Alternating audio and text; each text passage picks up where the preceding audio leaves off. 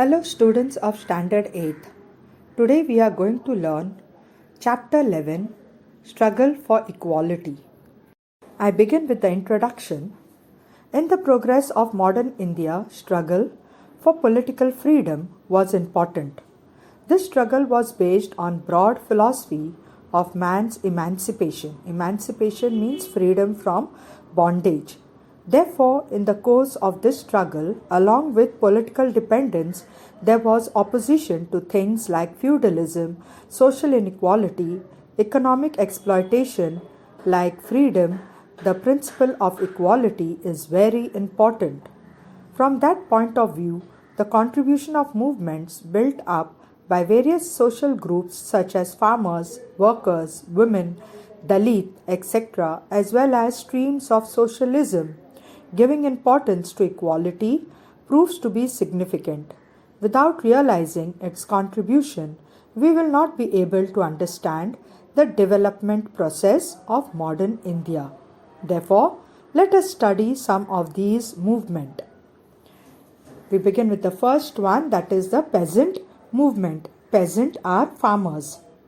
The Indian farmers had to suffer due to the ill effects of the British economic policy. The British government used to protect the landlords and money lenders. They gave unjust treatment to the farmers. On many occasions, the farmers rose against this injustice. The peasants in Bengal formed their union and revolted against the compulsion of cultivating indigo. The play Neel Darpan, written by Dinbandhu Mitra, brought to the notice of the society the wretched condition, that is, the very bad condition of the peasant producing indigo. In 1875, farmers from Maharashtra rose in revolt against the atrocities of the landlord and moneylenders. The farmers in Uttar Pradesh formed Kisan Sabha. In 1918, under the leadership of Baba Ramchandra, the Mopla peasant rose in a great revolt in Kerala. But the British government crushed it down. In 1936, with the initiative of Professor N. G. Ranga, the Akhil Bharatiya Kisan Sabha was established. Swami Sahajananda Saraswati was the president of this organization. This Sabha presented a declaration of peasants' right to the Indian National Congress. The session of the Congress was held in the rural part of Faizpur in Maharashtra. Thousands of peasants attended this session. In 1938, the crops in eastern Khandesh were destroyed due to heavy rains. The condition of the farmers was miserable. In order to get the land revenue waived, Sane Guruji organized meetings and processions at many places. He took out marches on the collector's office. The peasants participated in large numbers in the revolutionary period of 1942. Then we come to Do You Know? Sane Guruji built up unity of the workers. He tried to create strong center of workers' union at Dhule, Amalner. He was the president of Mill Workers Union of Amalner. He went on fast unto death to open the doors of Vitthal temple at Pandharpur for the Dalit. Then we come to Workers' Union. In the latter half of the 19th century, textile mills, railway companies and such industries were started in India. The workers' group had not aroused on large scale, but in this period efforts were made to solve the problems of the workers. Sashipada Banerjee and Narayan Meghaji Lokhande organized the workers at local level. Lokhande's contribution to the working class movement was so valuable that he is described as father of Indian workers' movement. Then we come to Do You Know, which is giving you extra knowledge. The native place of Narayan Meghaji Lokhande was Kanesar, which is near Saswad in Pune district. He formed a mill workers union known as the Bombay Mill Hands Association in 1890. This workers' union is believed to be the beginning of organized movement in India. He was also chairman of Mumbai branch of Satyashodak Samaj founded by Mahatma Phule. Due to his efforts from 10th July 1890, the workers started getting weekly holiday on Sunday. At the same time, an agitation was launched against a wretched condition, that is, a bad condition of the tea plantation workers in Assam in 1899. The Great India Peninsula Railway workers called for a strike for their demands. During the anti-partition movement, workers carried out strikes from time to time in support of Swadeshi. After the First World War, due to industrialization, there was rise of workers' class in India, and then a necessity for nationwide workers' union was felt. With this necessity, in 1920, All India Trade Union Congress AITUC was established. N.M. Joshi had a major role in working of the AITUC. Lala Lajpat Rai was the president of the first session of AITUC. He told the workers to actively participate in the national movement. Shripad Amrut Dange, Muzaffar Ahmad, such socialist leaders, by spreading the socialist ideology among workers, worked to form militant organizations. In 1928, the Mumbai Mill Workers Union went on strike for 6 months. Many such strikes were made by the railway workers, jute mill workers, etc. The government was disturbed to see the growing strength of the workers' movement. To suppress this movement, legislations were made. The workers' struggle proved to be supportive to the national movement. Then we come to socialist movement. Many of the young activists in the Indian National Congress felt that for protecting the interest of the people, it is necessary to overthrow the British government. Similarly, they started realizing that a society should be restructured on the principle of economic and social equality. Through this resolution, there was rise and growth of socialist ideology. The socialist youth, while they were in prison at Nasik, decided to form the Socialist Party within the Indian National Congress. According to this decision, in 1934, the Congress Socialist Party was formed, which included leaders like Acharya Narendra Dev, Jay Prakash Narayan, Minu Masani, Dr. Ram Manohar Loya, etc. In Quit India movement of 1942, these young socialists were in the forefront. India got introduced to Karl Marx and his communism. Lokmanya Tilak had already written an article on Marx in 1881. After First World War, the influence of communism was felt in India. Manavendranath Roy played active role in the international communist movement. In 1925, the Communist Party was formed in India.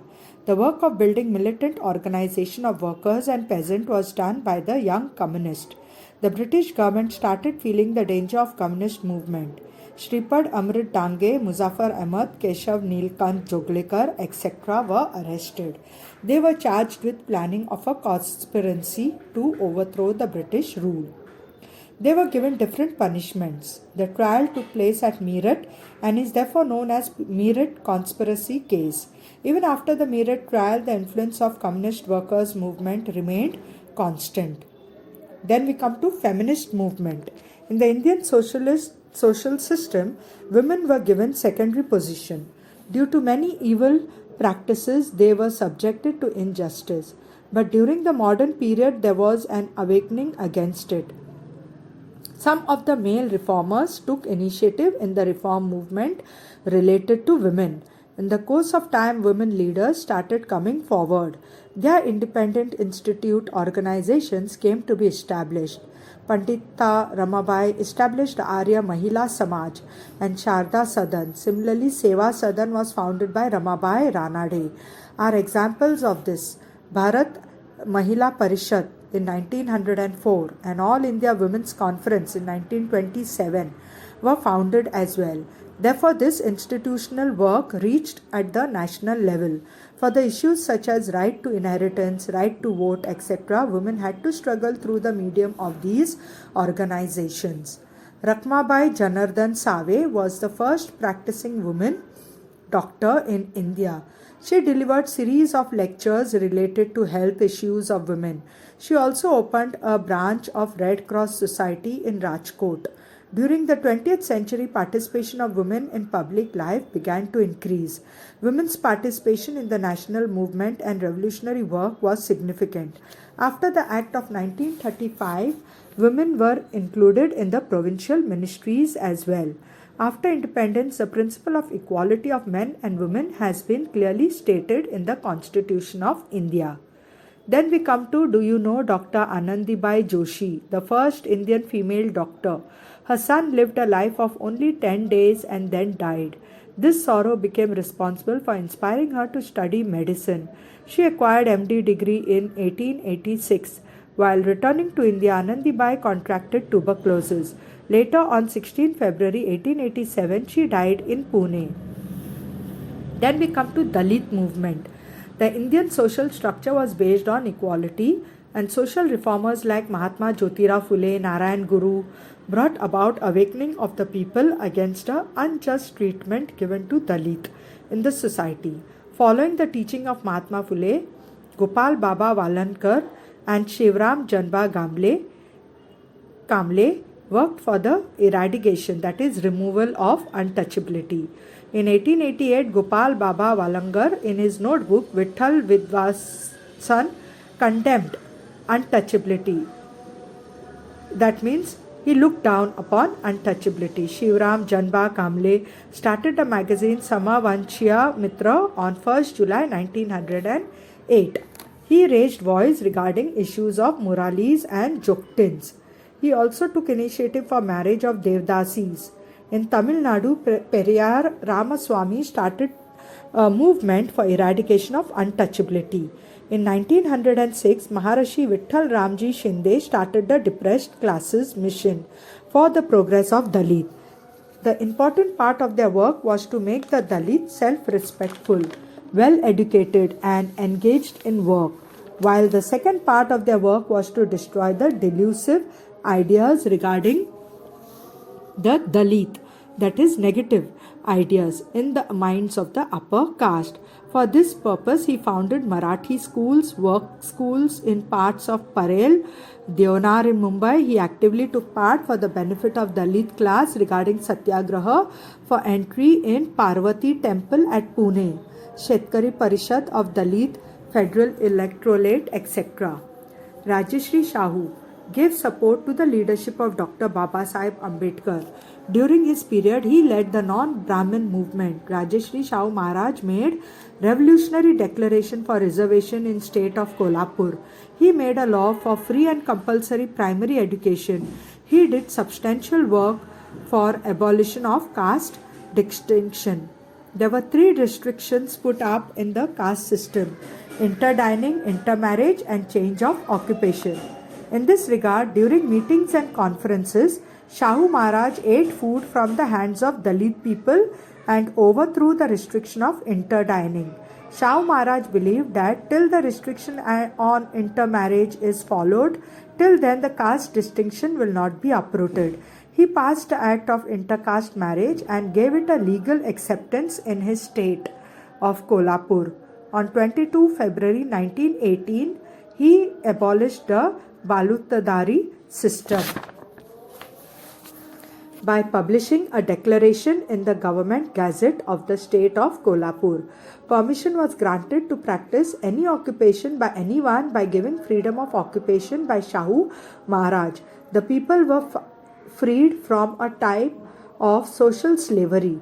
The Justice Party did valuable work for social equality in South India. Mahatma Gandhi took up the issue of eradication of untouchability in his hands and put it on the platform of Indian National Congress.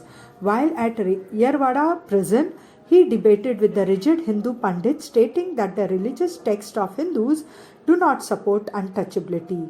He gave inspiration to Harijan Sevak Sangh by taking inspiration from him. Amrutlal Vittaldas Thakkar, Alice Thakkar Bappa, Appasaheb Patwardhan, etc. These activists dedicatedly worked for equality. The struggle of the Dalit began under the leadership of Dr. Babasaheb Ambedkar. He aimed at establishing a society based on principles of liberty, equality, and fraternity, that is, brotherhood.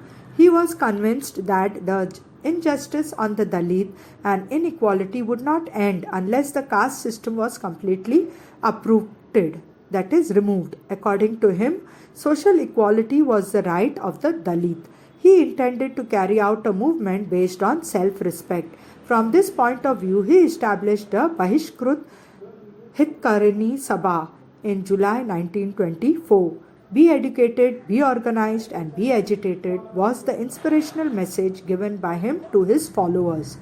Babasaheb Bole got a bill passed in the Bombay Provincial Assembly for the public water reservoirs to be opened to the untouchable. However, in reality, the water reservoirs were not accessible to the Dalit. That means the Dalit could not use the water or touch the water, and hence Dr. Babasaheb Ambedkar and his followers started Satyagraha at Chaudhar Lake in Mahad. He also burnt the Manusmriti, which advocated inequality. In 1930, he started Satyagraha for the entry of Dalit in the Kalaram temple at Nasik. This Satyagraha was led by Karamavir Dada Saheb Gaikwad. Newspaper was an integral part of Dr. Babasaheb Ambedkar movement. To create awakening in the society and to voice out their grief, Dr. Babasaheb Ambedkar started newspaper like Muknayak, Bahishkrut Bharat, Janta, Samata, etc. Dr. Babasaheb Ambedkar established the Independent Labour Party. He opposed the laws that went against the interest of the workers. In 1942, he established All India Scheduled Caste Federation to put forth the issues of Dalit in an effective manner. Through the Constitution of India, Dr. Babasaheb Ambedkar made a significant important contribution to the creation of a social structure based on equality in modern India. In 1956, along with his innumerable followers, he embraced Buddhism that advocated humanity and equality. The struggle for equality has a prominent position in the making of modern India. So students, I hope you have understood the lesson. For your assignment, you have the exercise on page 55. So, thank you.